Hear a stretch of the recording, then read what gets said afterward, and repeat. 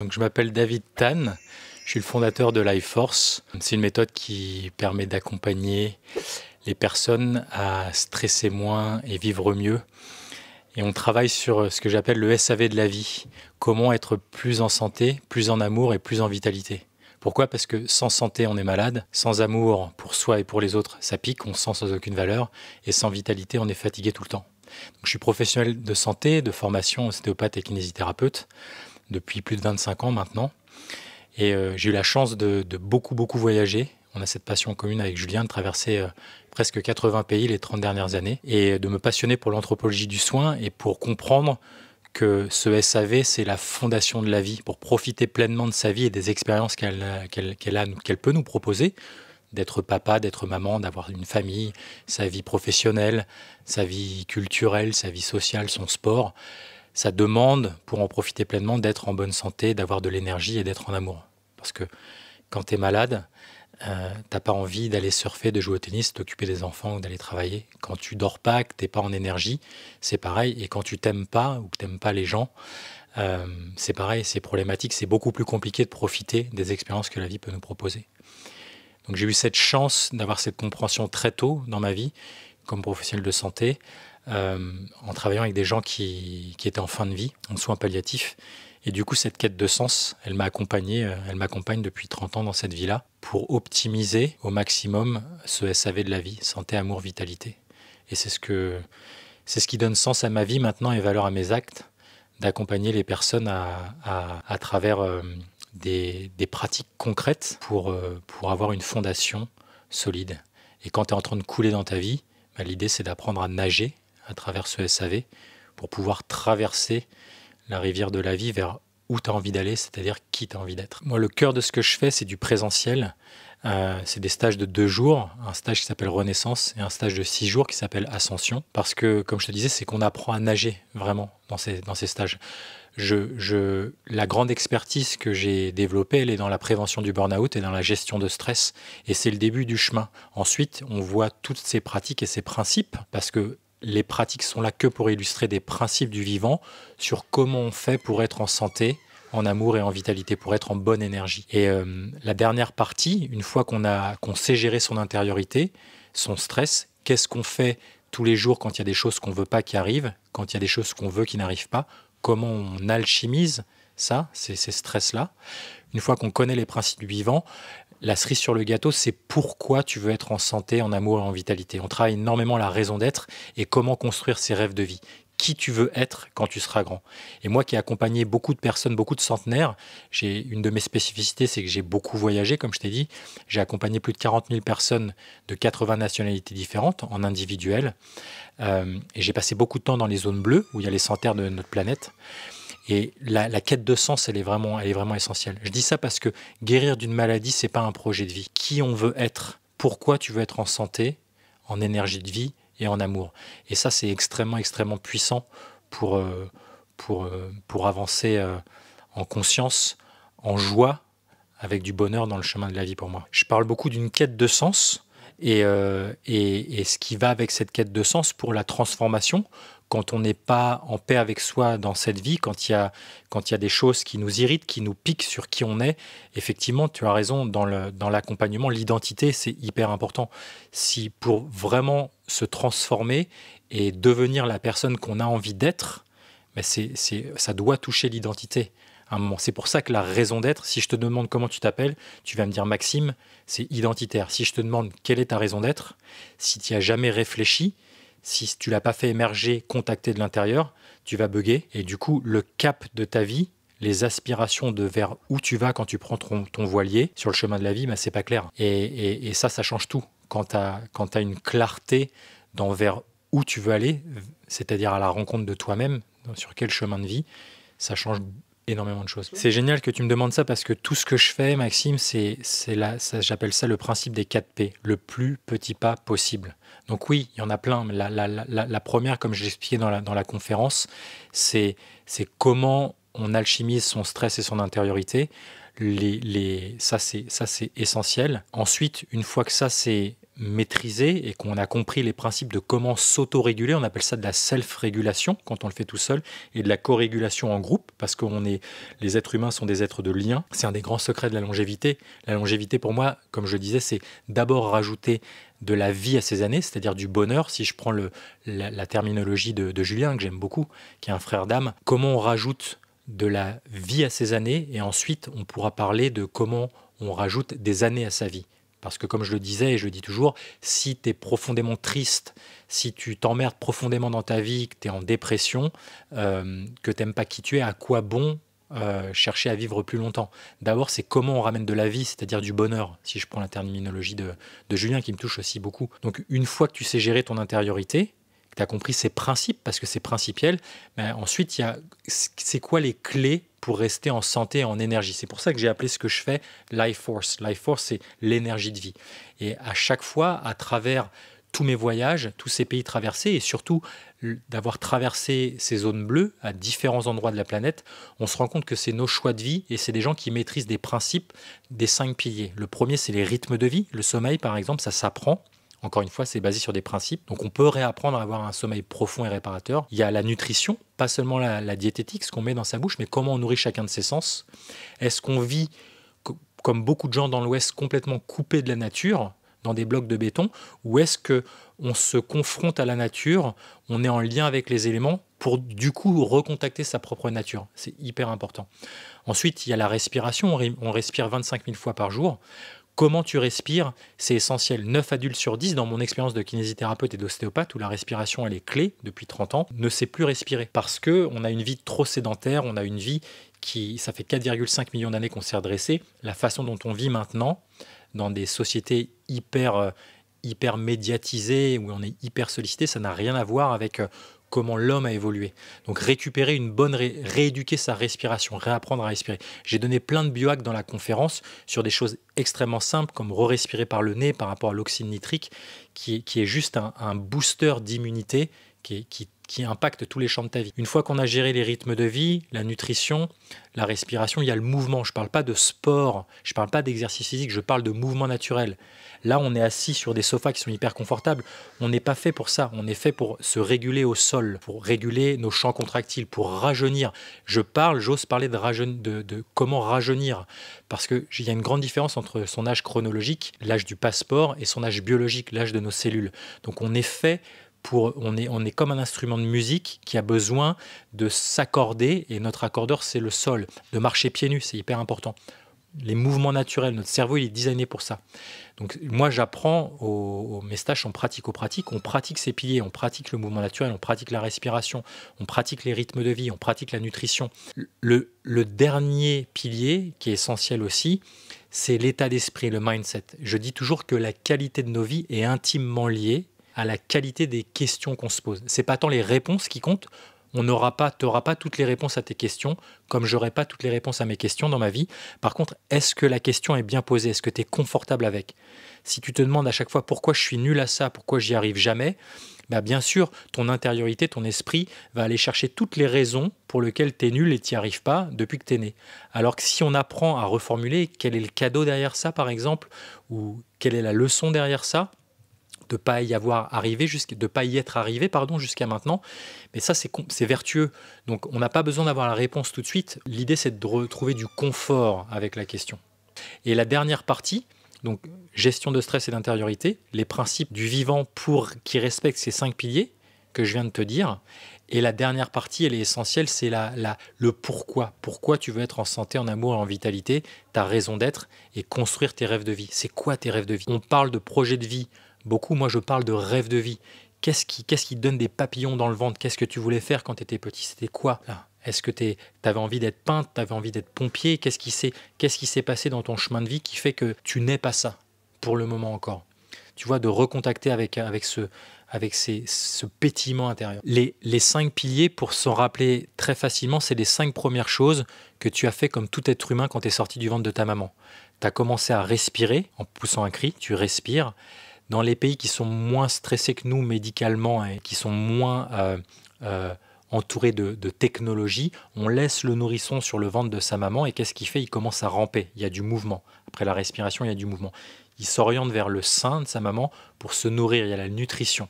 Et après 9 mois intra-utéro, il n'y a pas que le lait de la maman qui l'intéresse. Tous ses sens sont complètement ouverts au taquet pour absorber le nouveau monde dans lequel il est. Donc la nutrition des 5. Et ensuite, cette maman, le 4e pilier, c'est son premier enfant. Elle a complètement l'état d'esprit de le cajoler, de rester avec lui, d'être complètement là pour lui. Donc l'état d'esprit, c'est un des piliers. Et enfin, le dernier pilier, c'est les rythmes de vie. C'est à la maman à s'adapter au rythme de vie de son nourrisson et pas au nourrisson à s'adapter à sa mère qui doit prendre le RER B à 7h52 pour aller à la défense. C'est la maman qui doit s'adapter au rythme. Donc dans cette petite histoire, il n'y a pas un pilier plus important que les autres. On peut juste pas faire l'économie d'en oublier un trop longtemps. On retrouve ces piliers: rythme de vie, nutrition, respiration, mouvement et mindset. Mon rêve de vie, j'en ai plusieurs. Là, je suis en train d'en vivre un depuis 7 ans, depuis que j'ai créé cet accompagnement Life Force, qui est vraiment le nectar de tout ce que j'ai pu vivre comme expérience et être dans ma vie. C'est le meilleur de ce que je suis, le meilleur de ce que je sais faire pour le moment. Comme je dis toujours, c'est simple, mais c'est pas simpliste, et c'est vraiment ma passion. C'est une de mes grandes passions, parce que j'ai la chance d'en avoir plusieurs. C'est vraiment d'aller à la rencontre de cette connaissance ancestrale et de le passer au fil de la neurobiologie et de la neuroscience, qui me passionne aussi, que j'ai appris et pour lequel je continue à me passionner dans mes recherches, mais ce que j'ai appris dans mes études aussi, pour en tirer vraiment les pépites, la substance. Parce que c'est pas compliqué. On peut être en santé, en vitalité, en amour par choix et pas par chance. Il n'y a rien de compliqué. Je dis toujours que la vie se pratique. La vie, elle a des règles du jeu. Le jeu de la vie a des règles, comme le Monopoly. Et de jouer, tu ne peux pas jouer au Monopoly si tu ne connais pas les règles. De jouer au jeu de la vie, beaucoup de personnes que j'ai rencontrées dans mon parcours de vie, et j'ai eu la chance d'accompagner des dizaines de milliers de personnes, jouent au jeu de la vie sans connaître les principes du vivant, sans connaître les règles du jeu. Et là, on a tendance à se faire mal. Et les gens questionnent ces règles-là quand ils en ont marre d'avoir mal et qu'ils se sont tapés la tête, qu'ils ont rencontré un mur depuis suffisamment longtemps, ou qu'ils se sont fait suffisamment peur ou mal. En général, la volition de changer, elle vient quand on est passé à côté de quelque chose de dramatique, c'est-à-dire la mort. Donc ça, c'est déjà un rêve de vie pour moi de pouvoir transmettre. Comme je dis toujours, ça donne sens à ma vie et valeur à mes actes, vraiment, ce que je fais. Et j'ai eu la chance, tu vois, d'en vivre différents. J'ai beaucoup voyagé. J'ai fait 3 fois le tour de la planète dans ma vie. J'ai dû passer 5-6 ans de ma vie en voyage. Donc c'est quelque chose pour lequel j'ai beaucoup de gratitude. J'ai d'autres choses qui m'animent, tu vois, par exemple de vivre vraiment au contact de la nature avec des peuples premiers. J'ai touché du doigt à différentes parties de la planète, des peuples premiers, mais de passer suffisamment de temps avec eux. Tu vois, là je pars en Amazonie dans 2 semaines, et c'est la 2e fois. Mais de passer du temps, tu vois, pour apprendre à vivre en forêt, c'est quelque chose qui... la permaculture, c'est quelque chose qui me touche beaucoup, là en Europe. Moi, je vis au Portugal. Mais d'apprendre, tu vois, toute cette science de la botanique et d'être capable d'être chez toi dans une pharmacie géante et un garde-manger géant, c'est quelque chose qui me... Tu vois, j'ai envie de dédier du temps dans ma vie pour ça. Et ouais, ça, c'est un des rêves de vie, par exemple. Life Force a commencé sous cette forme-là il y a 7 ans. Maintenant, ça fait plus de 30 ans que je fais ça, que j'accompagne, que ça fait 47 ans que je m'accompagne dans cette vie. Et j'ai eu mon bac à 17 ans, donc si j'inclus mes études médicales, ça fait 30 ans que j'accompagne des êtres humains sur le chemin de stresser moins et de vivre mieux, de se reconnecter à la nature et à leur nature, à travers tous ces outils de biohacking. Et oui, c'est une passion pour moi. C'est une passion. Et cet accompagnement qui a pris la forme de Life Force, c'est un rêve, c'est un ikigai pour moi. Un ikigai, c'est-à-dire que c'est, comme je l'expliquais dans la conférence, c'est comment trouver sa raison d'être. C'est une des pratiques qui permet de connecter à ce qu'on appelle aussi life purpose, sa mission de vie. Il y a eu beaucoup d'événements qu'on appelle disruption of normality, des ruptures de normalité. Beaucoup, le fait, ce que je te disais, une des grandes inspirations pour moi, c'est de me retrouver jeune étudiant dans mes études de soins, de kiné, d'ostéo, et jeune praticien après avec des gens qui mouraient, d'accompagner des gens qui mouraient, où tout de suite, la quête de sens, elle est venue me percuter. J'ai beaucoup de gratitude pour ça, sur quel est le sens de ma vie, en fait, quel est le sens de la vie. Donc ça m'a toujours, dans toutes mes études, ça m'a animé. Et tous mes voyages, ça a été une quête en fait. J'ai compris rapidement ce que je t'ai dit, Sans santé, on est malade. Sans vitalité, on est fatigué tout le temps. Et sans amour pour soi et pour les autres, on se sent sans aucune valeur, ça pique. Pour moi, c'était d'une clarté limpide. C'est la fondation de la vie. Profiter pleinement de ce que la vie a à nous proposer en termes d'expérience. Comment on fait pour prendre soin de ces trois aspects-là? Et j'ai eu des billes dans mes études de soins, mais c'était très limité. Donc je me suis vraiment passionné pour l'anthropologie du soin. Et comme j'ai cette passion pour le voyage, qui m'a permis de me construire aussi, parce qu'il y avait plein de choses sur lesquelles j'étais pas en accord dans mon éducation, dans où j'ai grandi, comment j'ai grandi.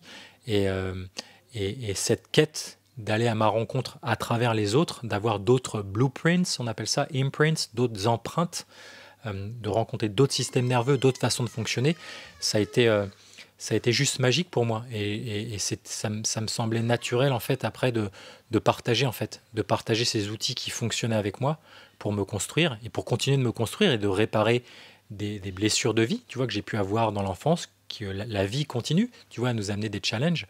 Mais j'ai profondément confiance maintenant. Je pense que quelque chose qui est vraiment ancré dans mon système, encore une fois, je peux te partager que mes croyances, que ce que je suis, c'est que la vie, elle est là pour nous, pas contre nous. Donc, quand on a des accidents de vie, de parcours, moi, ça m'apaise beaucoup de me dire, OK, c'est quoi le message? La vie est là pour moi, pas contre moi. Et c'est la philosophie qui est sous-jacente dans tout ce que je fais dans Life Force. Comment on peut être dans la confiance, vivre sa vie dans la confiance et dans l'amour, et pas dans la peur, en fait, de à quelle sauce on va être mangé. Surtout dans cet égrégore de peur et d'incertitude qui plane autour de nous depuis 3-4 ans, comme tu sais. Tu as vu, il y avait une salle pleine de 600 personnes, la moitié des personnes étaient en pleurs à la fin. Pourquoi? Parce que quand on touche la connexion humaine de cœur à cœur, quand on ose se montrer, moi j'étais en pleurs, Julien aussi, quand on ouvre son cœur, et ce qui fait qu'on connecte, c'est de cœur à cœur en fait. Et c'est magnifique en fait, des projets comme ça, tu vois, comme vous faites, comme je fais, c'est des phares, moi j'appelle ça des phares, tu vois, dans l'obscurité, dans la tempête. Et tous ces collectifs, tous ces projets-là, ça change la donne au niveau de l'égrégore, du champ morphique. C'est fondamental. Le bonheur pour moi, c'est d'être là, ici, maintenant, dans mon corps, avec un cœur ouvert. Pour moi, la joie, au-delà d'être une émotion, c'est un état d'être. On peut être dans la tristesse avec un cœur ouvert ou fermé. C'est-à-dire qu'on peut être dans la tristesse si tu es avec un cœur ouvert et dans la joie. Tu peux être dans la colère, dans la frustration avec un cœur ouvert et dans la joie. Et l'idée, c'est pas de lutter contre ce qui vient, contre ce qui nous fait ressentir ce qu'on ressent, mais c'est de l'accueillir. Et le bonheur pour moi, c'est vraiment d'être dans cet état, de recevoir la vie, de me laisser traverser et de pas m'opposer. Pour moi, c'est ça. Le plus petit pas possible, pour moi, c'est et ma grande mission de vie, en fait, et un de mes talents, c'est d'aider les gens à travers ce talent que j'ai de vulgariser et de faire vivre des expériences dans le corps, parce que le corps, il est là pour intégrer, le cœur, il est là pour accueillir, et la tête, elle est là pour mettre du sens. Donc même si j'ai beaucoup d'enfants dans mes stages, j'ai aussi leurs parents, les adultes, et c'est essentiel en fait d'aligner ces trois centres pour qu'il y ait un changement quand on veut se transformer, quand on veut aller vers qui on a envie d'être. Et le plus petit pas possible, c'est le tracking que j'ai proposé en arrivant dans cette conférence. Comment on est capable de reconnecter à ces sensations corporelles ressenties. On appelle ça les bodily felt senses. C'est quelque chose d'extrêmement puissant. Ça te ramène dans l'instant présent, dans l'ici et dans le maintenant, et ça nous sort du défilement. Le tracking, c'est le fait d'être capable de ressentir ces sensations corporelles qu'on sent à l'instant présent, de voir ce qui se passe. Par exemple, là, maintenant, tout de suite, en étant assis avec toi, Maxime, je sens une pression sous mon coude, je sens mon cœur qui palpite, je sens des fourmillements au niveau du plexus, je sens une petite transpiration dans le bas du dos. J'ai l'envie de faire une grande respiration. Quand je souffle, je sens que ça libère mes masséters, ça libère mes mâchoires tranquillement. Je raconte l'histoire des sensations qui me traversent. Ça me permet de sortir de ma tête. Par exemple, des gens qui n'aiment pas être interviewés, qui peuvent être un petit peu anxieux, ça les ramène dans le corps et ça les ramène dans l'instant présent. Donc c'est une ancre qui est juste génialissime pour être là. On ne peut pas respirer dans le passé, on ne peut pas respirer dans le futur, on peut que respirer et ressentir ces sensations ici et maintenant. Et pour moi, le cœur de la vie, le bonheur, c'est d'être là, maintenant, et pas perdu dans un défilement mental. C'était une énergie juste incroyable. J'ai beaucoup de gratitude pour mon frère de cœur Julien d'organiser ça. Tu vois, j'ai de l'émotion qui monte là en tracking. Et c'est vraiment une bulle là, 600 personnes. C'est un privilège aussi et une responsabilité de pouvoir transmettre avec le cœur le meilleur de ce que je suis. Et l'idée pour moi, c'est de pouvoir inspirer les gens. Euh, L'inspiration, elle est super importante parce que je me suis rendu compte on n'est pas obligé d'attendre de se faire faucher par la vie, d'avoir des gros challenges de vie, où là on n'a plus le choix pour se questionner, mais à force de semer des graines et d'arroser, on peut rendre les terrains, comme disait Claude Bernard, l'importance du terrain, et d'inspirer à travers qui on est en fait, et tous les speakers, tous les conférenciers, les amis conférenciers étaient très inspirants. Et ça, c'est quelque chose qui est juste essentiel, d'inspirer les gens, d'inspirer autour de nous pour ouvrir un petit peu les cœurs et les consciences et de voir qu'il y a d'autres possibilités d'avancer en joie sur son chemin de vie.